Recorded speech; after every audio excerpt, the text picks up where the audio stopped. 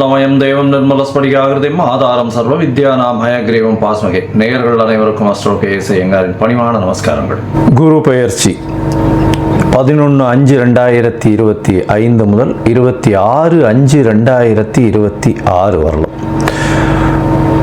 குரு பகவான் ரிஷப ராசியில் மிருகசீரிஷம் 2ஆம் பாதத்திலிருந்து மிருகசீரிஷம் 3ஆம் பாதத்திற்கு 11/5/2026 அன்னைக்கு ஞாயிற்றுக்கிழமை சித்த யோகம் கொண்ட நாளில் சுவாதி நட்சத்திரம் இருக்கக்கூடிய சந்திரன் சுவாதி நட்சத்திரத்தில் இருக்கிற அன்னைக்கு மிருகசீரிஷம் 2லிருந்து மிருகசீரிஷம் 3ஆம் பாதத்திற்கு, அதாவது ரிஷப ராசியிலிருந்து மிதுன ராசிக்கு பெயர்ச்சியாளர். சரி, குரு பகவான் அப்படின்னு சொல்லும் பொழுது பார்த்தாலேயானால் குரு பார்க்க கோடி நன்மை அப்படின்னு சொல்லக்கூடியது. இயற்கை சுவர்களிலே முதன்மை சுவர்னு சொல்லக்கூடியவர் குரு. 100% அவர் இருந்த இடத்தையும் சரி பார்த்த இடத்தையும் சரி எப்பொழுதுமே பலப்படுத்தக்கூடியவர். பொதுவாகவே சில கிரகங்கள் பார்த்தா அந்த இடம் கெட்டு போகும்னு சொல்லுவார். ஆனால் இவர் பார்த்தா அந்த கிரகங்கள் சுபப்படும். அதனால் அதீத சுபர்னு சொல்லக்கூடியவர். அதனால் பார்த்தாலேயானால் குரு பார்க்க கோடி நன்மை அப்படின்னு சொல்லக்கூடியது. குரு அப்படின்னு சொல்லக்கூடியவரை பொன்னன் அப்படின்னு சொல்லுவாள். அதை தவிர ப்ரஹஸ்பதி அப்படின்னு சொல்லுவாள். அதனால் குரு அப்படின்னு சொல்லும் பொழுது எல்லாவற்றையும் அவருடைய அருளால் மட்டுமே எல்லா விஷயங்களும் போகக்கூடியது. குருவுக்கும் புதனுக்கும் பெரிய வித்தியாசம் என்னன்னா, புதன் அறிவு காரகன், அறிவு சம்பந்தப்பட்ட கணிதம் சம்பந்தப்பட்ட விஷயங்களை பண்ணக்கூடிய விஷயங்கள் புதன் மூலியமாக வரும். ஆனால் குருவின் அருள் இருந்தால் மட்டும்தான் அந்த உபயோகத்தை, அந்த படித்த வித்தையை உபயோகப்படுத்தக்கூடிய தன்மையை உபயோகப்படுத்தக்கூடிய நேரத்தில் உங்களுக்கு ஞாபகம் வரும். அதனால தான் குருவின் பார்வை எந்த காலகட்டத்திலும் உங்களுக்கு ஏற்றது. குருவின் ஆசீர்வாதங்கள் ரொம்பவும் முக்கியமானது அப்படின்னு சொல்லக்கூடியது. சரி, குருவை பற்றி சொல்லும் பொழுது பார்த்தாலேனால் அவர் பொன்னன்னு சொல்லுவோம். அதை தவிர அவர் ப்ரஹஸ்பதினு சொல்லுவோம், தேவகுருன்னு சொல்லுவோம். இருக்கும் கிரகங்கள் 9 கிரகங்கள். அந்த 9 கிரகங்களில் 7 கிரகங்களை சொல்லுவோம். 2 கிரகங்கள், அதாவது ராகு கேத்துன்றது ஒரே உடலில் 2 தலையும் வாலாகவும் இருக்கிறதுனால அது சாயா கிரகங்கள். ஒரு இதுதான், அதாவது நிழல் அப்படின்னு சொல்லக்கூடியது. இந்த 7 கிரகங்களிலும் சூரியன் சந்திரனை விட்டால்னா 5 கிரகம் தான். அந்த 5 கிரகங்கள்லையும் மிகவும் முதன்மையான மிகவும் பெரிய இருக்கக்கூடிய கிரகமானது நம்மளுக்கு கிட்டத்தட்ட கொஞ்சம் அருகாமையில் இருக்கக்கூடிய கிரகம். அவருடைய பிரதிபலிப்பினால் நமக்கு 2.5 மடங்கு சுப பலன்கள், சூரியனுடைய ஒளி சக்தி நம்மளுக்கு வரும். அதனால் அதீத சுபம் கொடுக்கக்கூடியவர் குரு பகவான் என்று சொல்லக்கூடியது. சரி, இப்போ குருவின் பார்வை அப்படின்னு பார்த்தாலும் பொதுவாகவே எல்லா கிரகங்களும் 7ஆம் பார்வை அப்படின்றது சம சப்தம 180 டிகிரி பார்வைகளை பார்க்கும். ஆனால் குருவிற்கு விசேஷ பார்வை அப்படின்னு சொல்லக்கூடியது 5ஆம் பார்வையும் 9ஆம் பார்வையும் உண்டு. அதாவது அவர் இருக்கும் இடத்திலிருந்து 5ஆம் இடத்தையும் சுபப்படுத்துவார், 9ஆம் இடத்தையும் சுபப்படுத்துவார். மேலும் பார்த்தேனால் இந்த குரு பகவானுக்கு காலபுருஷ தத்துவத்தில் 9வது ராசியும் 12வது ராசியும் கொடுக்கப்பட்டிருக்கு. இதில் என்ன விசேஷம் அப்படின்னா, பாக்யஸ்தானத்தின் அதிபதினு சொல்லக்கூடியவர் குரு. அதாவது உங்களுக்கு ஒரு நல்ல விஷயம், எந்த ஒரு விஷயத்திலும் தடங்கள் இல்லாமல் பாக்கியங்கள் கிட்டணும் அப்படின்னா, செல்வங்களாக இருக்கட்டும், படிப்பனாக இருக்கட்டும், எந்த ஒரு விஷயம், நல்ல மனைவி இல்லாள், அதை தவிர நல்ல இல்லம், அதை தவிர குழந்தை பிராப்தி, எல்லா விஷயத்துக்குமே பாக்கியம் கிடைச்சிருக்குன்னு சொல்லணும்னாலே அதுக்கு குரு உங்களுடைய ஜாதகத்தில் நல்ல வலுப்பெற்று லக்னத்திற்கு இருக்கணும். அந்த மாதிரியான ஒரு விஷயம் இருந்ததே ஆனால் உங்களுக்கு பெரிய ஏற்றம் கொடுப்பார். குருவை பொறுத்தவரையிலும் பார்த்தேனால் 12ஆம் இடத்தையும் அவருடைய காலபுருஷ தத்துவத்தின் 12ஆம் இடமான மீனமும் குரு பகவானுக்கு உண்டானது. எப்பொழுதுமே 12ஆம் இடம்னு விரயஸ்தானத்தை சொல்லுவோம். அதை தவிர தூக்கஸ்தானத்தை சொல்லுவோம். இதெல்லாம் குருவினுடைய நல்ல இது பார்வையோ இருந்தாரே ஆனால் உங்களுக்கு சுப செலவுகள் வரும், நல்ல தூக்கம் வரும், உடலாக நல்லபடியாக இருக்கக்கூடிய காலகட்டமாக இருக்கும். இதெல்லாம் குருவினுடைய பார்வையோ குரு இருந்தாலோ வரக்கூடியது. சரி, குரு பகவானை பொறுத்தவரையிலும் பார்த்தாலேயானால் அவருக்கு குரு அணி அப்படின்னு சொல்லக்கூடியது சூரியன், சந்திரன், செவ்வாய் மற்றும் குரு, இவர்கள் 4 பேர் ஒரு அணியாகவும், இவர்கள் அருள் அணி அப்படின்னு சொல்லக்கூடியதாகவும், பொருள் அணின்னு சொல்லக்கூடியவர் சுக்கிரனுடைய அணியாக, சுக்கிரன், புதன், சனி மற்றும் ராகு கேது இவர்கள் 5 பேரும் ஒரு அணியாகவும் இருக்கக்கூடியது. அதனால் குரு அதீத சுபத்துவர், 100% சுபத்துவர் குரு. அதற்கு அடுத்து சற்று கம்மியாக, அதாவது 80%, 75% சொல்லக்கூடிய அளவுக்கு சுக்கிரன் சிறந்தவர். அதே போல் பார்த்தாலேயானால் அதீத சுபத்துவம் கொண்டவர் வந்து பௌர்ணமி சந்திரனும் தனித்த புதனும் சொல்லுவாள். மிச்சவா எல்லாருமே வந்து பாவர்கள்னு சொல்லக்கூடியது. சந்திரன் வந்து பௌர்ணமி சந்திரன், அதாவது வளர்பிறை சந்திரனோ பௌர்ணமி சந்திரனோ சுபரா கொள்ளக்கூடியது. அதுவும் வந்து அமாவாசையிலிருந்து வளர்பிறைன்னு பார்த்தோம்னா ஒரு 6 நாள் 7 நாளைக்கு பார்த்தோம்னா உங்களுக்கு வெளிச்சம் இருக்கிறதுக்கு வாய்ப்பு இல்லை. அதனால் அந்த காலகட்டத்தில் சந்திரனை எடுத்துக்க மாட்டான். சரி, இப்போ குருவை பற்றி பார்க்கும்பொழுது குருவினுடைய ஸ்தலங்கள் எல்லாருக்கும் தெரியும். குருவினுடைய காரகத்துவம்னு சொல்லக்கூடியது வந்து பணம் வரணும் அப்படின்னா குரு நல்லபடியாக இருக்கணும். குரு நல்ல இடத்துல இருந்து உங்களுடைய ராசியோ லக்னத்தையோ பார்த்தாரு ஏனால் 2வது ஸ்தானத்தை பார்த்து 11வது ஸ்தானத்தை பார்த்தாரு ஏனால் பணத்திற்கு பஞ்சம் இருக்காது. பொதுவாகவே குருவை நம்ம வந்து தனகாரகன் அப்படின்னு சொல்லுவோம். ஜோதிட சாஸ்திரத்தில் தனகாரகன். அதை தவிர குருவுக்கு வந்து பார்த்தாலேயானால் புத்திர காரகன். இந்த ரெண்டும் வந்து காரகத்துவத்திலே வரும்.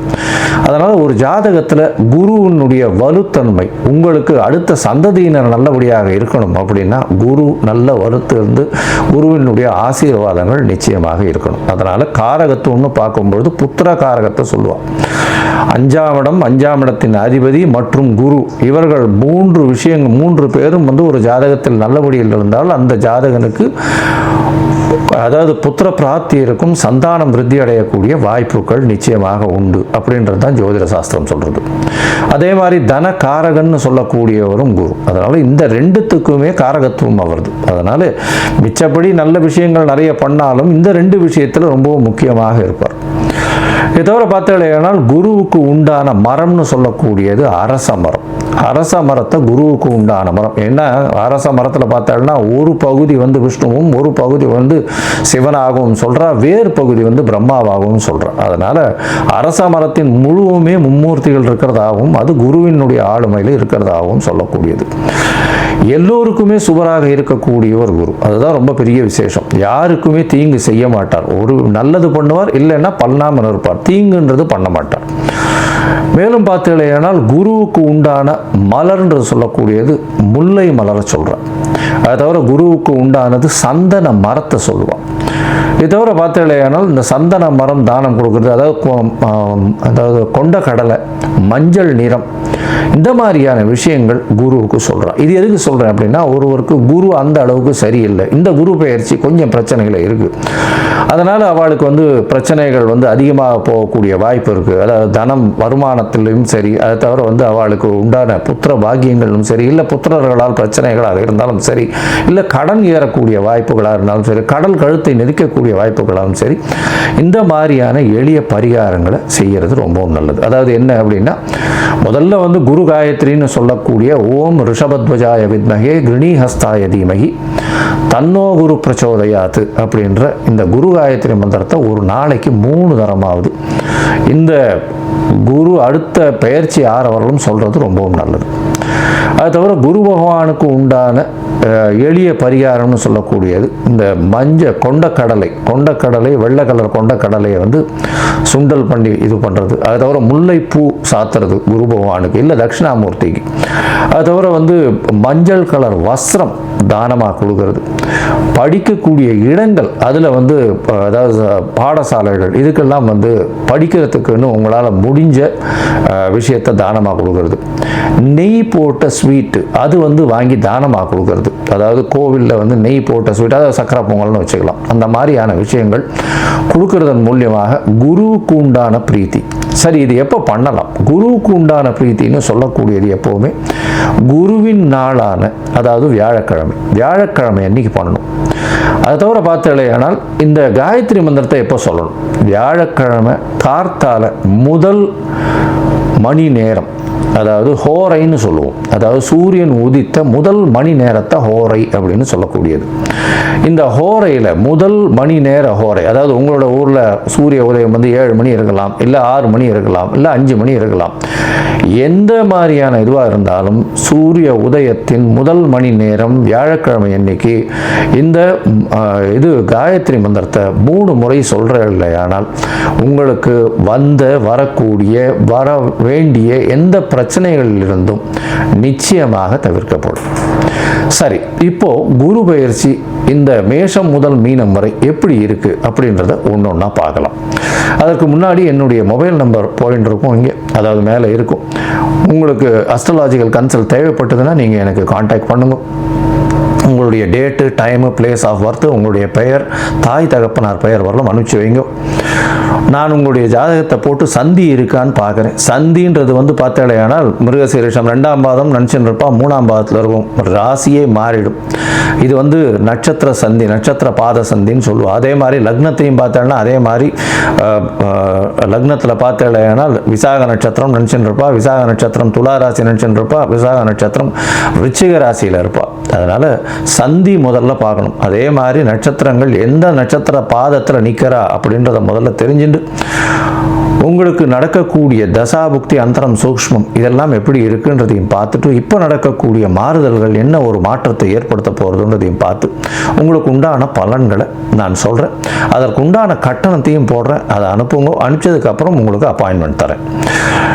இப்போ மேஷம் முதல் மீனம் வரை குரு பெயர்ச்சி 2025 11/5/2025 முதல் 26/5/2026 வரை பார்க்கலாம். துலா ராசிக்காரர்கள் இவ்வளோ நாளாக பார்த்தோன்னா ஒரு பெரிய ப்ரெஷரில் இருந்திருப்பீங்க, மிகப்பெரிய மன அழுத்தம். ஏன்னா குரு உங்களுடைய ராசிக்கு 8ஆம் இடத்துல இருக்கார். பண வரவில் பெரிய தடை, மாற்றங்கள் எல்லாத்துலேயுமே பெரிய ஏற்றங்கள் இல்லாமல், தொழிலில் பெரிய தடை, படிப்பில் பெரிய தடை எல்லாமே இருந்தது.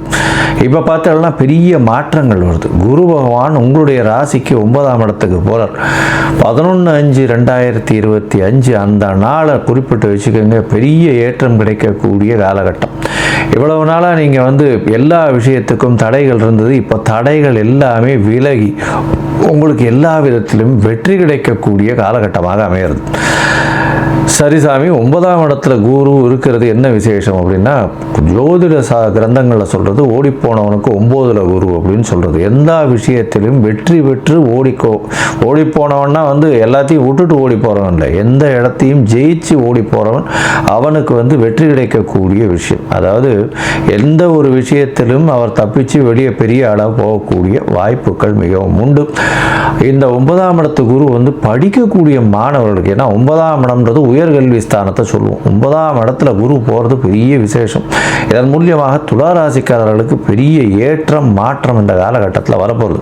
இவ்வளவு நாளாக பட்ட விஷயங்கள் எல்லாத்திலையும் பெரிய மாற்றங்களோட மேல் படிப்பு படிக்கக்கூடிய வாய்ப்புகள், வளைநாட்டுக்கு போய் படிக்கக்கூடிய வாய்ப்புகள் எல்லாமே வரப்போகுது.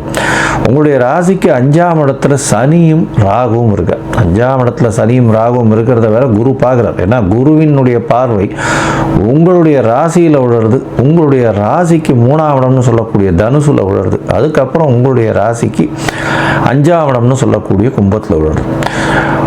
ராசிக்கு முதல்ல உங்களுடைய ராசிக்கு 9ஆம் இடத்துல இருக்கக்கூடிய குரு என்ன செய்வார் அப்படின்னு பார்த்தாலும், ஓடிப்போனவனுக்கு 9ல் குருன்னு சொல்லுவோம். எல்லா விதமான பாக்கியங்களையும் கொடுப்பார். என்ன சார் பாக்கியம்னா என்ன அப்படின்னா, எந்த ஒரு தடங்களும் இல்லாமல் அந்தந்த காலகட்டத்தில் வர வேண்டிய அந்தந்த வயதுக்கு உண்டான விஷயங்கள் கண்டிப்பாக சேரும். நல்ல ஒரு ஏற்றத்தோடு சேரும். நீங்கள் கேட்காமலேயே அது வரும்.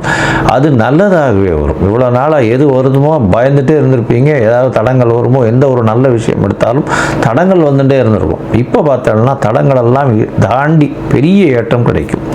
சரி, இப்போ உங்களுடைய ராசியில் பார்வையில் இருக்கிறதுனால என்ன அப்படின்னா, குரு பார்க்கறதுனால என்னன்னா, ஒரு சுபர் பார்க்கறது அவர் இயற்கை சுபரில் முதல் இயற்கை சுபராக கருதப்படுகிறார். இதனால் உடல் நலத்தில் நல்ல ஒரு ஏற்றம், தீர்க்கமான சிந்தனை, எல்லாவற்றிலும் ஒரு பெரிய வெற்றி கிடைக்கக்கூடிய காலம்.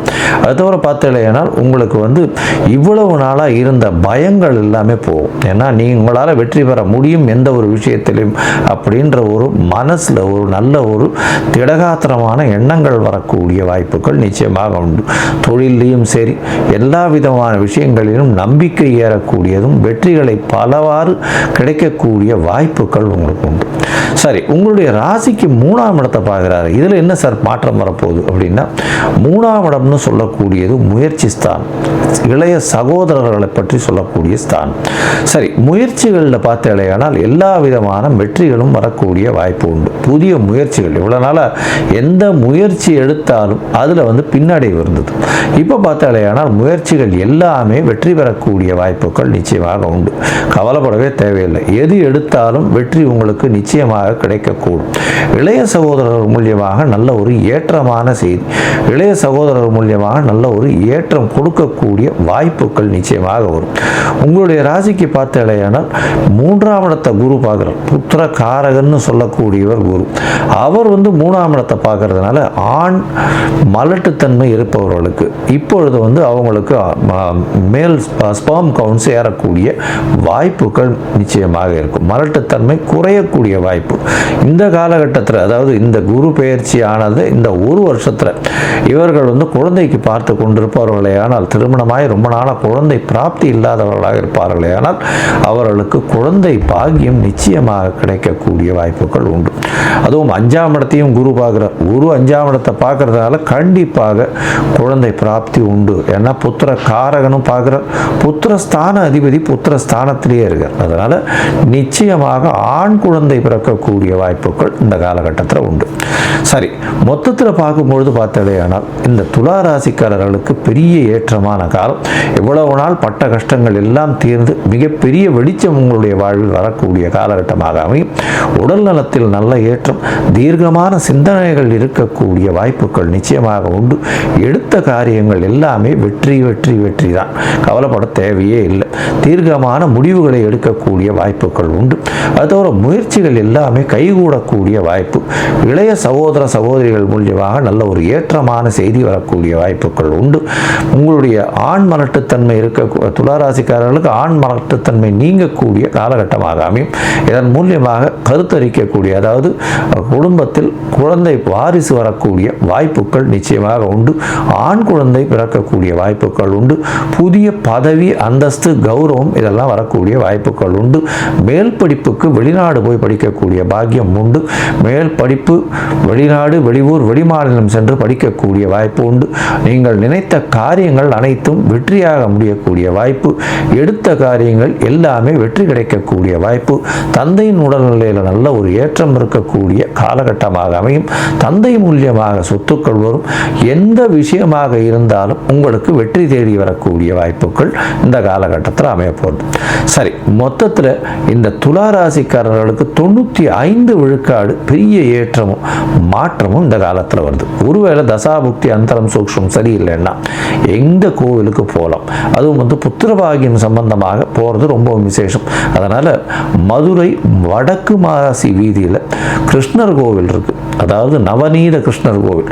குருவாயூரில் பண்ண வேண்டிய எல்லா விதமான பரிகாரங்கள், குருவாயூருக்கு செய்ய வேண்டிய பரிகாரங்களை இங்கே செய்யலாம்னு சொல்கிறோம்.